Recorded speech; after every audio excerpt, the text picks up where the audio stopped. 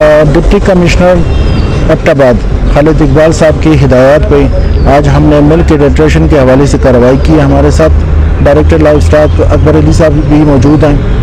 ہم نے باقاعدہ اس کے ٹیسٹ کرائے ہیں لائف سٹاک لیب کے ذریعے، اور جس سیمپل میں بھی ایڈلٹریشن نکل آئی اس کو ہم نے موقع پہ ڈسکارڈ کیا ہے۔ یہ کارروائیاں جاری رہیں گی۔ آج ہم نے 500 لیٹرز دودھ جو ایڈلٹریٹ تھا اس کو ڈسکارڈ کیا ہے۔ ڈپارٹمنٹ ڈسٹرکٹ کے شانہ بشانہ ہم چلتے رہتے ہیں۔ اطلاع یہ ملی تھی ان کو، اور پھر ہمیں ان کی طرف سے آئی کہ کچھ ملاوٹ شدہ دودھ کے ٹینکرز ایبٹ میں داخل ہیں پنجاب سے، تو صبح فجر کے وقت پر ناکے لگا لیا اور یہ ٹینکر جو آپ کے سامنے پکڑ لیا۔ اس میں سے جو ملاوٹ شدہ دودھ ہے اس کو طلب کیا گیا، اور آگے یہی ہے کہ انشاءاللہ یہ طریقہ ہمارا یہ سلسلہ جاری رہے گا۔